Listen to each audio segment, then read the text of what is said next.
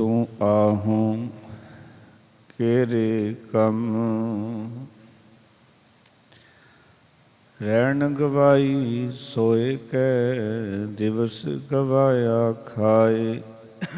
हीरे जैसा जन्म है कोडी बदले जाए। हीरे जैसा जन्म है कोडी बदले जाए। नाम न जान्या राम का मूड़े फिर पाछे पछताए रे। परम सन्मान जो धन धन श्री गुरु ग्रंथ साहब महाराज जी की पावन पवित्र वारगा दे विच जुड़ बैठे सतसंगी जनों, गुरु महाराज जी की अपार किरपा सदका भगतां दी बाणी नूं विचारन दा सुभाग समा प्राप्त होया। हुण तक गोंड राग दे 3 शब्द जो ताल दे घर पहले विच दर्ज सन, उन्हां दे विचार आप संगतां ने सरवण कीती। अज गोंड राग दे विच राग गोंड बाणी कबीर जीओ की घर दूजा दे सिरलेख हेठ ये पहला शब्द है घर दूजे दा। उजा बांध पिला कर डारियो हस्ती क्रोप मूड में मारियो। हस्त भाग कै चीसा मारै यह मूरत को हूँ बलिहारै। आओ इस पावन शब्द के विचार अते मूल पाठ करन तो पहला मनोवृत्तियां एकाग्र करो। इस शब्द 870 अंक के उत्ते सुभायमान है। सो सारिਆਂ ने आपो अपनियां हाजरियां दर्ज कराउणियां। प्रेम सहित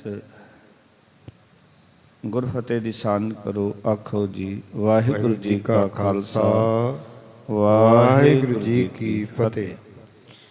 राग गोंड राग गोंड बाणी कबीर जियो की बाणी कबीर जियो की घर दूजा एक ओंकार सतगुर प्रसाद उजा बांध पिला कर डारियो हस्ती क्रोप मूंड मह मारियो हस्त भाग कै चीसा मारै या मूरत कै हों बलिहारै।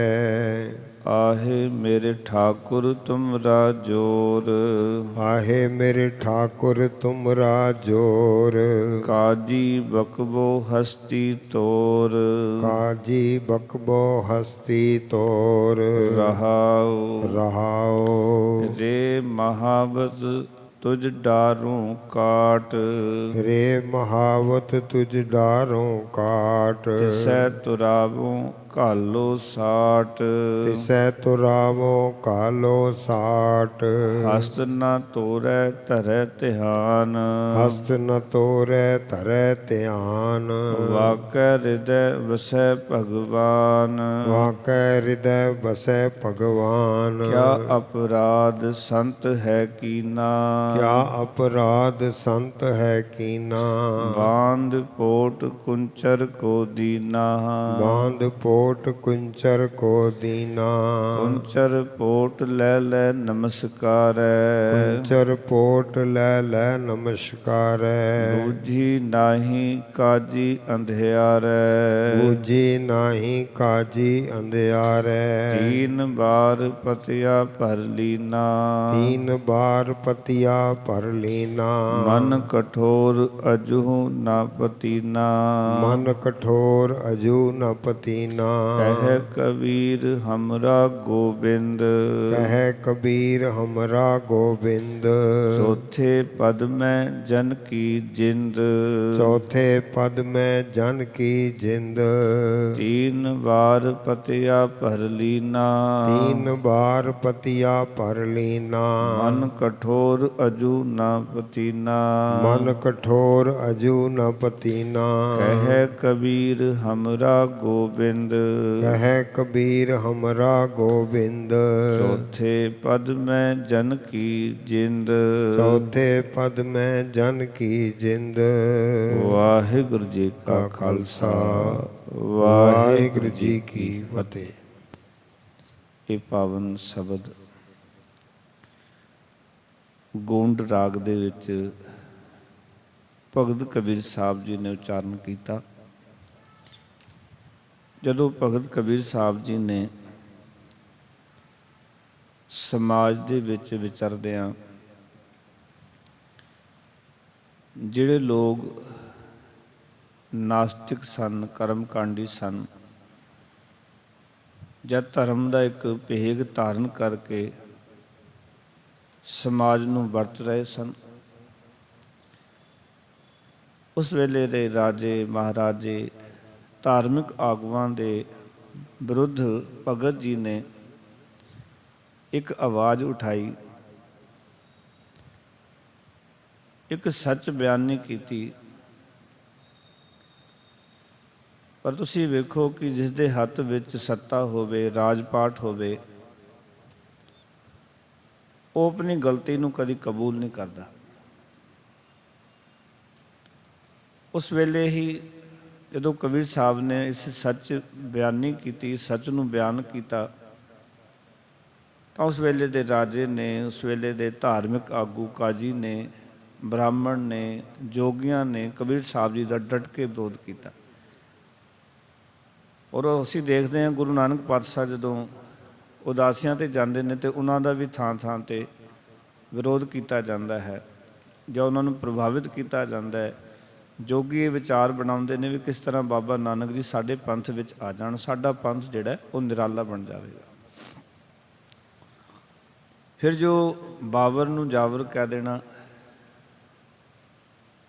ਅਤੇ ਇਹ ਗੱਲਾਂ ਜਿਹੜੀਆਂ ਬਾਬਰ ਵਰਗੇ ਪ੍ਰਵਾਨ ਨਹੀਂ ਕਰ ਸਕਦੇ, ਤਾਂ ਹੀ ਬਾਬਾ ਨਾਨਕ ਜੀ ਨੂੰ ਵੀ ਜੇਲ੍ਹ ਵਿੱਚ ਸੁੱਟ ਦਿੱਤਾ ਸੀ। ਔਰ ਕਬੀਰ ਸਾਹਿਬ ਜੀ ਨੇ ਜਦੋਂ ਬਨਾਰਸ ਦੀ ਧਰਤੀ 'ਤੇ ਕਰਮਕਾਂਡ, ਵਿਖਾਵੇ ਦੀ ਪੂਜਾ, ਉਹਨਾਂ ਦੇ ਪਰਥਾਏ ਜਦੋਂ ਉਹ ਬੋਲੇ ਅਤੇ ਲੋਕਾਂ ਦੇ ਦਿਲ ਦਿਮਾਗ ਦੇ ਵਿੱਚ ਭਗਤ ਕਬੀਰ ਸਾਹਿਬ ਦੇ ਪ੍ਰਤੀ ਵਿਰੋਧ ਪੈਦਾ ਹੋਇਆ, ਕਿਉਂਕਿ ਉਸ ਵੇਲੇ ਉਹ ਇੱਕ ਸੱਚਾਈ ਐਸੀ ਸੀ ਜਿਸ ਸੱਚਾਈ ਨੂੰ ਕੋਈ ਬੋਲਣਾ ਨਹੀਂ ਸੀ ਚਾਹੁੰਦਾ। ਹਰ ਇੱਕ ਮਨੁੱਖ ਕੰਨੀ ਕਤਰਾਉਂਦਾ ਸੀ ਵੀ ਇਹ ਸੱਚਾਈ ਕਿਉਂ ਬਿਆਨ ਕਰੀਏ, ਕਿਉਂਕਿ ਆਪਣੀ ਜਾਨ ਨੂੰ ਖਤਰੇ ਵਿੱਚ ਪਾਉਣ ਦੀ ਗੱਲ ਸੀ। ਜਦੋਂ ਇਹ ਗੱਲਾਂ ਸਪਸ਼ਟ ਕਰ ਦਿੱਤੀਆਂ ਕਿ ਦੱਖਣ ਦੇਸ਼ ਹਰੀ ਕਾ ਵਾਸਾ, ਪੱਛਮ ਅੱਲਾ ਮੁਕਾਮਾ, ਦਿਲ ਮੈਂ ਖੋਜ ਦਿਲੇ ਦਿਲ ਖੋਜੋ, ਇਹੀ ਠੋਰ ਮੁਕਾਮਾ, ਅਤੇ ਇਹ ਗੱਲਾਂ ਉਸ ਵੇਲੇ ਕਾਜੀ ਨੂੰ, ਉਸ ਵੇਲੇ ਦੇ ਧਾਰਮਿਕ ਜਿਹੜਾ ਸੰਸਾਰੀ ਆਗੂ ਉਸ ਨੂੰ ਪ੍ਰਵਾਨ ਨਹੀਂ ਹੋਈਆਂ ਵੀ ਇਸ ਨੇ ਤਾਂ ਮੱਕੇ ਦਾ ਵੀ ਖੰਡਨ ਕਰ ਦਿੱਤਾ, ਇਸ ਨੇ ਤਾਂ ਜੋ ਹਿੰਦੂ ਦੀ ਜਿਹੜੀ ਪੂਜਾ ਉਸ ਦਾ ਵੀ ਖੰਡਨ ਕਰ ਦਿੱਤਾ। ਔਰ ਕਬੀਰ ਸਾਹਿਬ ਕਹਿੰਦੇ ਵੀ ਦਿਲ ਦੇ ਅੰਦਰ ਖੋਜੋ, ਰੱਬ ਦਾ ਮੁਕਾਮ ਟਿਕਾਣਾ ਜਿਹੜਾ ਉਹ ਦਿਲ ਦੇ ਵਿੱਚ ਹੈ, ਕਿਸੇ ਮੰਦਰ ਵਿੱਚ ਜਾਂ ਮਸੀਤ ਵਿੱਚ ਨਹੀਂ ਹੈ। ਔਰ ਉਹਨਾਂ ਨੇ ਬਹੁਤ ਸਾਰੇ ਸ਼ਬਦਾਂ ਵਿੱਚ ਇਸ ਤਰ੍ਹਾਂ ਦੇ ਵਿਚਾਰ, ਅੱਲਾ ਏਕ ਮਸੀਤ ਵਸਤ ਹੈ, ਅਵਰ ਮੁਲਕ ਕਿਸ ਕੇਰਾ, ਹਿੰਦੂ ਮੂਰਤ ਨਾਮ ਨਿਵਾਸੀ, ਦੋ ਮੈਂ ਤਤ ਨਾ ਹੇਰਾ, ਵੀ ਇਹਨਾਂ ਵਿੱਚ ਕੋਈ ਤਤ ਦੀ ਗੱਲ ਨਹੀਂ ਹੈ। ਹੁਣ ਸੱਚ ਇਹ ਹੈ ਕਿ ਜਦੋਂ ਕੋਈ ਇਤਨੀ ਸੱਚ ਬਿਆਨੀ ਕਰ ਜਾਏ ਅਤੇ ਉਸ ਵੇਲੇ ਜਿਹੜੇ ਕਿ ਰਾਜ ਪਾਠ ਕਰ ਰਹੇ ਹੁੰਦੇ ਨੇ, ਜਿਨ੍ਹਾਂ ਦੇ ਹੱਥ ਵਿੱਚ ਪਾਵਰ ਹੁੰਦੀ ਹੈ, ਉਹ ਹਰ ਪੱਖੋਂ ਯਤਨ ਕਰਦੇ ਹਨ ਕਿ ਜਿਹੜਾ ਸੱਚ ਬੋਲੇ ਉਸਦੀ ਆਵਾਜ਼ ਨੂੰ ਬੰਦ ਕਰ ਦਿੱਤਾ ਜਾਏ, ਉਹਨੂੰ ਮਾਰ ਦਿੱਤਾ ਜਾਏ, ਕਤਲ ਕਰ ਦਿੱਤਾ ਜਾਏ।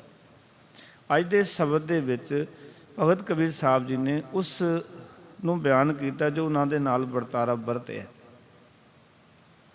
ਕਿ ਕਿਸ ਤਰ੍ਹਾਂ ਮੈਨੂੰ ਮਾਰਨ ਦਾ ਯਤਨ ਕੀਤਾ ਗਿਆ, ਕਿਸ ਤਰ੍ਹਾਂ ਕਾਜੀ ਜਿਹੜਾ ਹੈ ਉਹ ਮੁਹੱਬਤ ਨੂੰ, ਹਾਥੀ ਨੂੰ ਮੇਰੇ ਉੱਤੇ ਚਾੜਨ ਦਾ ਹੁਕਮ ਕਰਦਾ ਹੈ, ਪਰ ਮੇਰਾ ਜਿਹੜਾ ਪ੍ਰਭੂ ਹੈ, ਜਿਹੜਾ ਅਕਾਲ ਪੁਰਖ ਹੈ, ਉਹ ਕਿਤਨਾ ਕੁ ਡਾਢਾ ਹੈ ਉਸ ਬਾਰੇ ਦੱਸ ਰਹੇ ਹਨ।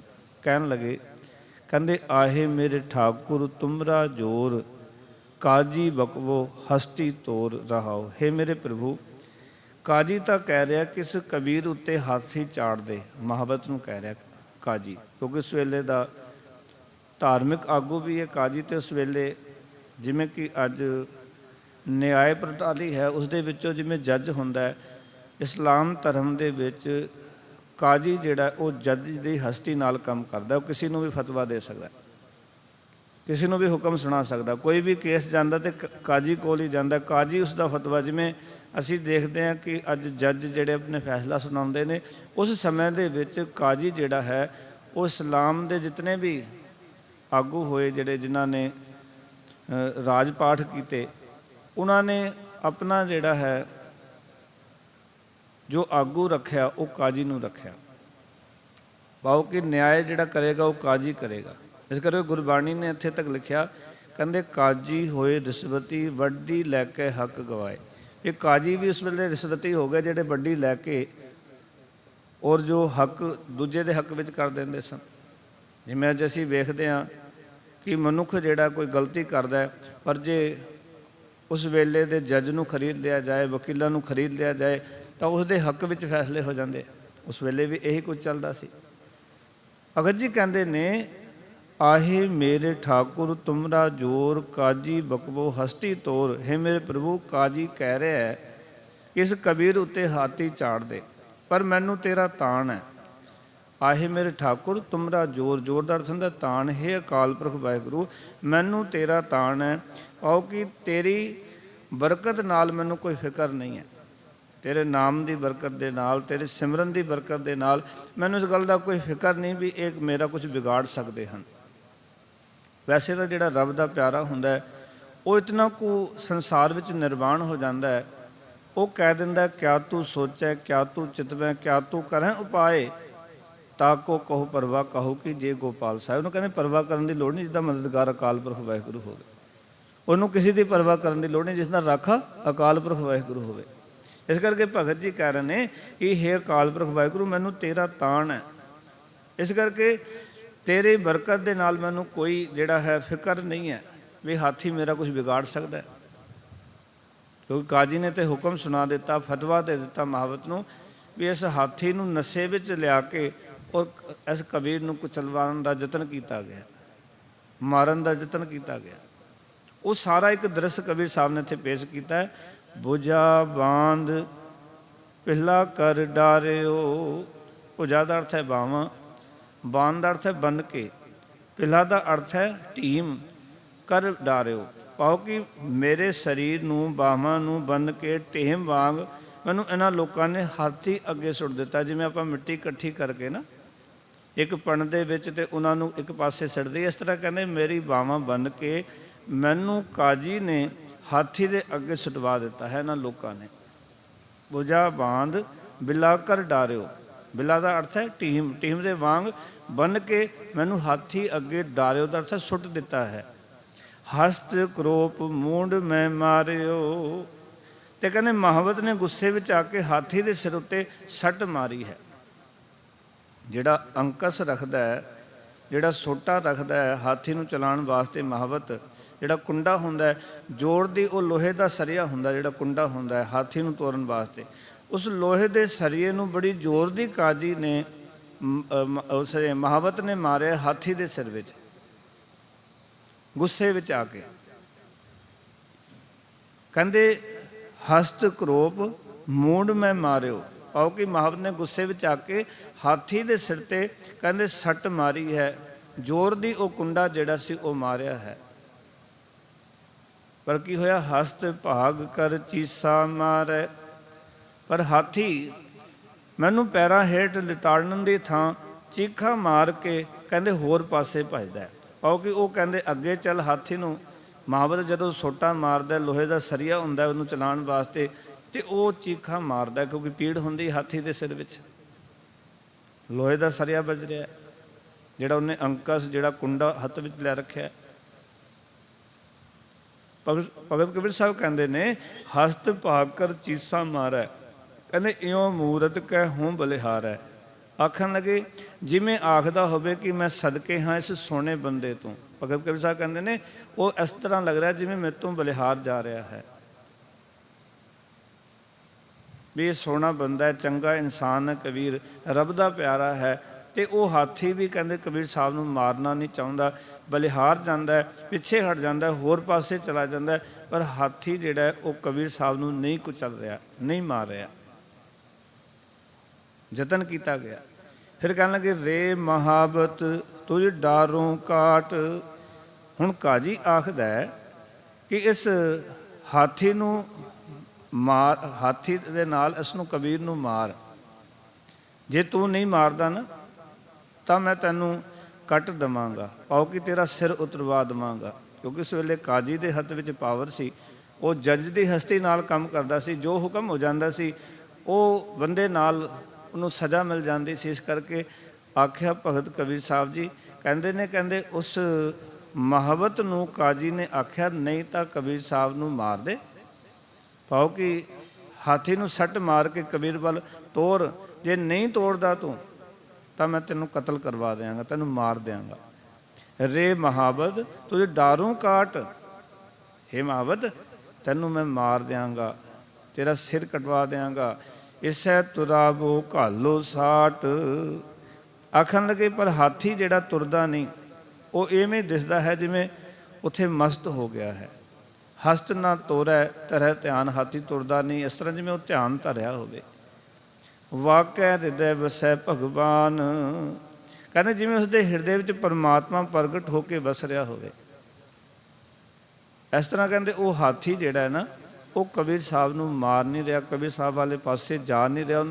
ਉਹ ਕੁਚਰਨ ਦਾ ਹੁਕਮ ਦਿੱਤਾ, ਮਾਰਨ ਦਾ ਹਾਥੀ ਤੋਂ ਹੁਕਮ ਦਿੱਤਾ ਕਿ ਪੈਰਾਂ ਥੱਲੇ ਲਿਤਾੜ ਕੇ ਕਬੀਰ ਸਾਹਿਬ ਨੂੰ ਮਾਰ ਦਿੱਤਾ ਜਾਏ। ਪਰ ਕਬੀਰ ਸਾਹਿਬ ਕਹਿੰਦੇ ਉਹ ਤਾਂ ਇਸ ਤਰ੍ਹਾਂ ਲੱਗਦਾ ਜਿਵੇਂ ਹਾਥੀ ਧਿਆਨ ਧਰ ਰਿਹਾ, ਉਹਦੇ ਹਿਰਦੇ 'ਚ ਇੰਝ ਲੱਗਦਾ ਜਿਵੇਂ ਪਰਮਾਤਮਾ ਪ੍ਰਗਟ ਰੂਪ ਵਿੱਚ ਹੋ ਕੇ ਵਸ ਰਿਹਾ ਹੈ। ਫਿਰ ਕਹਿਣ ਲੱਗੇ ਕਿਆ ਅਪਰਾਧ ਸੰਤ ਹੈ ਕੀਨਾ, ਬਾਂਧ ਪੋਟ ਕੁੰਚਰ ਕੋ ਦੀਨਾ। ਕਹਿੰਦੇ ਮੇਰੀ ਪੋਟਲੀ ਬਣ ਕੇ ਇਹਨਾਂ ਮੈਨੂੰ ਹਾਥੀ ਦੇ ਅੱਗੇ ਸੁੱਟ ਦਿੱਤਾ ਹੈ। ਕਹਿੰਦੇ ਭਲਾ ਮੈਂ ਆਪਣੇ ਪ੍ਰਭੂ ਦੇ ਸੇਵਕ ਨੇ ਅਤੇ ਇਹਨਾਂ ਦਾ ਕੀ ਵਿਗਾੜ ਕੀਤਾ ਸੀ। ਪਾਓ ਕਿ ਇਸ ਸੇਵਕ ਨੇ ਕੀ ਕੀਤਾ ਸੀ। ਹਾਥੀ ਕਹਿ ਰਿਹਾ ਵੀ ਮੇਰੇ ਅੱਗੇ ਕਬੀਰ ਸਾਹਿਬ ਨੂੰ ਸੁੱਟ ਦਿੱਤਾ, ਪਰ ਇਸ ਸੰਤ ਨੇ ਕੀ ਅਪਰਾਧ ਕੀਤਾ, ਕੀ ਗਲਤੀ ਕੀਤੀ ਹੈ। ਕਬੀਰ ਸਾਹਿਬ ਨੇ ਕਿਉਂਕਿ ਉਸ ਵੇਲੇ ਸੱਚ ਹੀ ਤਾਂ ਬੋਲਿਆ ਸੀ। ਉਸ ਵੇਲੇ ਦੇ ਲੋਕਾਂ ਦੇ ਕਰਮ ਕਾਂਡ, ਹੋਰ ਕਿਰਿਆਵਾਂ ਉਹਨਾਂ ਨੂੰ ਤਾਂ ਵਰਜਿਆ ਸੀ। ਉਹ ਜਲ ਦੇ ਇਸ਼ਨਾਨ ਨੂੰ ਵਰਤਦੇ ਰਹੇ, ਉਹ ਮਨੋਂ ਕਠੋਰ ਰਹਿ ਕੇ ਬਨਾਰਸ ਦੇ ਵਿੱਚ ਸਵਰਗ ਦੀ ਪ੍ਰਾਪਤੀ ਕਰਨ ਵਾਲਿਆਂ ਨੂੰ ਵਰਤਦੇ ਰਹੇ। ਉਹ ਕਾਜੀ ਜੋ ਕੁਝ ਕਰ ਰਿਹਾ ਸੀ ਉਹਦੇ ਕੁਕਰਮਾਂ ਨੂੰ ਭੰਡਦੇ ਰਹੇ, ਲੋਕਾਂ ਵਿੱਚ ਪ੍ਰਗਟ ਕਰਦੇ ਰਹੇ, ਜਗ ਜ਼ਾਹਰ ਕਰਦੇ ਰਹੇ। ਇਹ ਸਾਰੀਆਂ ਗੱਲਾਂ ਇਸ ਕਰਕੇ ਹੀ ਹੋਈਆਂ ਨਾ। ਇਸ ਕਰਕੇ ਭਗਤ ਜੀ ਕਹਿੰਦੇ ਮੇਰੀ ਪੰਡ ਬਣ ਕੇ ਇਹਨਾਂ ਮੈਨੂੰ ਹਾਥੀ ਅੱਗੇ ਸੁੱਟ ਦਿੱਤਾ ਹੈ। ਭਲਾ ਮੈਂ ਆਪਣੇ ਪ੍ਰਭੂ ਦੇ ਸੇਵਕ ਨੇ ਇਹਨਾਂ ਦਾ ਕੀ ਵਿਗਾੜ ਕੀਤਾ ਹੈ। ਕਿਆ ਅਪਰਾਧ ਸੰਤ ਹੈ ਕੀਨਾ, ਬਾਂਧ ਪੋਟ ਕੁੰਚਰ ਕੋ ਦੀਨਾ। ਕਹਿੰਦੇ ਜੇ ਕੁੰਚਰ ਪੋਟ ਲੈ ਲੈ ਨਮਸਕਾਰ ਹੈ, ਬੁਝੀ ਨਹੀਂ ਕਾਜੀ ਅੰਧਿਆਰ ਹੈ। ਕਹਿੰਦੇ ਇਹ ਕਾਜੀ ਜਿਹੜਾ ਹੈ, ਕਿਉਂਕਿ ਇਸ ਦੀ ਜਿਹੜੀ ਨੀਤੀ ਹੈ ਉਹ ਠੀਕ ਨਹੀਂ ਹੈ। ਇਹ ਹਨੇਰੇ ਵਿੱਚ ਇਹ ਸਮਝ ਰਿਹਾ ਹੈ ਕਿ ਮੇਰਾ ਹੁਕਮ ਹੈ ਔਰ ਮੇਰੇ ਹੁਕਮ ਤੋਂ ਬਿਨਾਂ ਕੁਛ ਨਹੀਂ ਹੋ ਸਕਦਾ। ਪਰ ਇਹ ਜਿਹੜਾ ਹਾਥੀ ਹੈ, ਕਬੀਰ ਸਾਹਿਬ ਕਹਿੰਦੇ ਨੇ ਬਾਰ-ਬਾਰ ਨਮਸਕਾਰ ਕਰਦਾ ਹੈ। ਪਾਓ ਕਿ ਮੈਨੂੰ ਤੇ ਪੰਡ ਬਣ ਕੇ, ਪੋਟਲੀ ਬਣ ਕੇ ਸੁੱਟ ਦਿੱਤਾ ਹੈ, ਪਰ ਹਾਥੀ ਕਹਿ ਰਿਹਾ ਇਹ ਤੇ ਸੰਤ ਹੈ, ਇਹਨੇ ਬਾਰ-ਬਾਰ ਨਮਸਕਾਰ ਕਰ ਰਿਹਾ ਹੈ। ਕਬੀਰ ਸਾਹਿਬ ਇਹ ਦਰਸਾਉਣਾ ਚਾਹੁੰਦੇ ਨੇ ਕਿ ਜਦੋਂ ਅਸੀਂ ਰੱਬ ਨੂੰ ਪਿਆਰ ਕਰਾਂਗੇ, ਰੱਬ ਨਾਲ ਸਾਂਝ ਬਣੇਗੀ, ਇਹ ਸੰਸਾਰ ਦੀ ਕੋਈ ਵੀ ਚੀਜ਼ ਤੁਹਾਡਾ ਫਿਰ ਕੁਛ ਨਹੀਂ ਵਿਗਾੜ ਸਕਦੀ। ਜੇ ਤੁਸੀਂ ਰੱਬ ਦੇ ਪਿਆਰੇ ਹੋ, ਜੋ ਹਰ ਕਾ ਪਿਆਰਾ ਸੋ ਸਭਨਾ ਕਾ ਪਿਆਰਾ, ਹੋਰ ਕੀਤੀ ਚਕ ਚਕ ਆਵੇ ਜਾਵੇ। ਜੋ ਹਰੀ ਦਾ ਪਿਆਰਾ ਉਹ ਸਭਨਾ ਦਾ ਪਿਆਰਾ ਬਣ ਜਾਂਦਾ ਹੈ। ਫਿਰ ਕਹਿਣ ਲੱਗੇ, ਕਹਿੰਦੇ ਤੀਨ ਬਾਰ ਪਤਿਆ ਭਰ ਲੀਨਾ, ਮਨ ਕਠੋਰ ਅਜੋ ਨਾ ਪਤੀਨਾ। ਕਾਜੀ ਨੇ ਹਾਥੀ ਨੂੰ ਮੇਰੇ ਉੱਪਰ ਚਾੜ ਕੇ 3 ਵਾਰੀ ਪਰਤਾਵਾ ਲਿਆ। ਇਹ 3 ਵਾਰੀ ਯਤਨ ਕੀਤਾ ਕਿ ਇਸ ਹਾਥੀ ਦੇ ਨਾਲ ਕਬੀਰ ਨੂੰ ਕੁਚਲਾ ਕੇ ਮਾਰ ਦਿਆਂ ਹਾਥੀ ਨੂੰ ਵਾਰ-ਵਾਰ ਭੇਜਣ ਦਾ ਯਤਨ ਕੀਤਾ। ਮਨ ਕਠੋਰ ਅਜੂ ਨ ਪਤੀਨਾ, ਕਿਉਂਕਿ ਮਨ ਦਾ ਕਠੋਰ ਸੀ ਕਾਜੀ।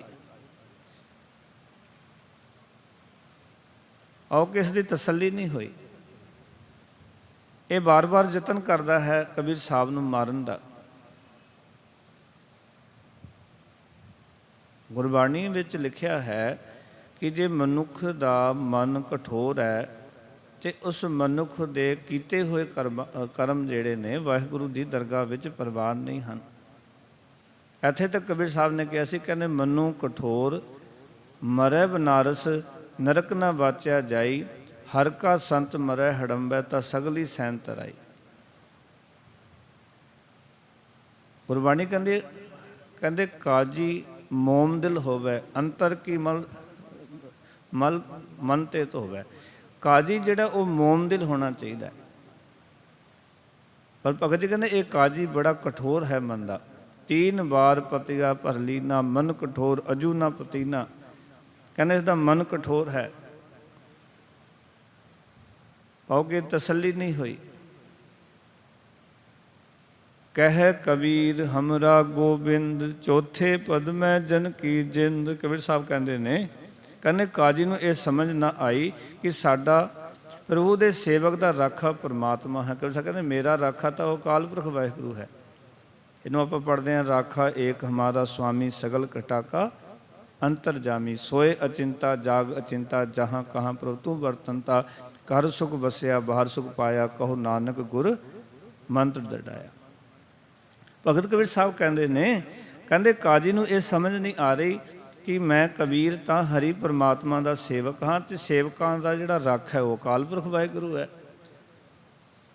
ਹਰ ਜੁਗ ਜੁਗ ਭਗਤ ਉਪਾਇਆ, ਪੈਜ ਰਖਦਾ ਆਇਆ ਰਾਮ ਰਾਜੇ, ਹਰ ਨਾ ਕਿਸ ਦੁਸ਼ਟ ਹਰ ਮਾਰਿਆ, ਪ੍ਰਹਿਲਾਦ ਤਰਾਇਆ, ਅਹੰਕਾਰੀਆਂ ਨਿੰਦਕਾਂ ਪਿੱਠ ਦੇ ਨਾਮ ਦੇਵ ਮੁਖ ਲਾਇਆ। ਪਰ ਕਹਿੰਦੇ ਕਾਜੀ ਨੂੰ ਇਹ ਗੱਲ ਸਮਝ ਨਹੀਂ ਆ ਰਹੀ।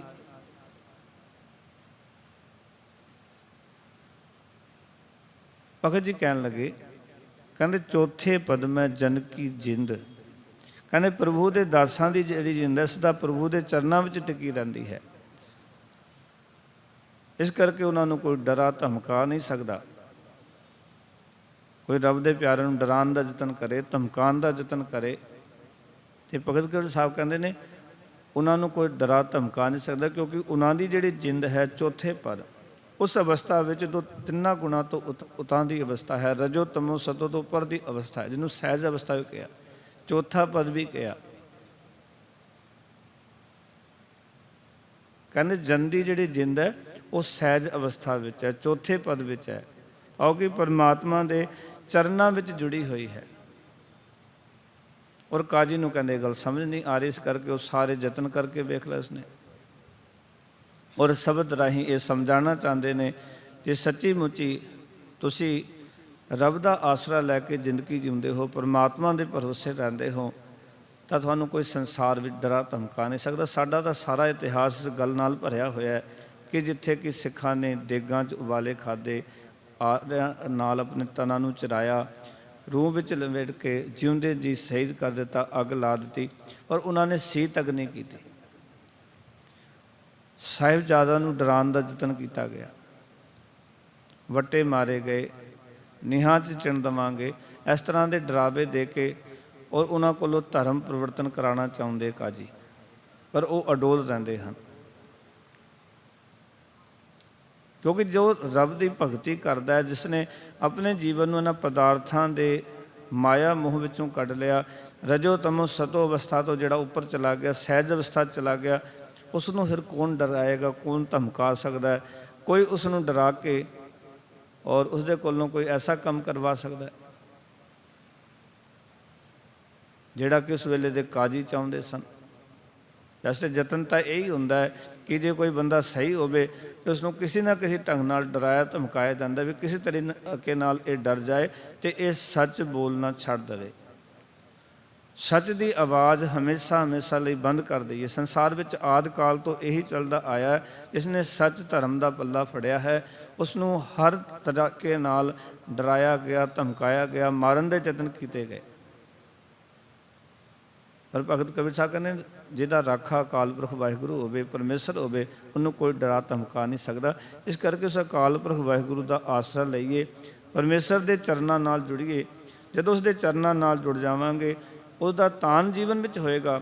ਫਿਰ ਉਸ ਦੇ ਤਾਣ ਦੀ ਬਰਕਤ ਦੇ ਨਾਲ ਜੀਵਨ 'ਚ ਕਿਸੇ ਕਿਸਮ ਦਾ ਕੋਈ ਫਿਕਰ, ਕੋਈ ਚਿੰਤਾ, ਕੋਈ ਝੋਰਾ ਜੀਵਨ 'ਚ ਨਹੀਂ ਰਹੇਗਾ।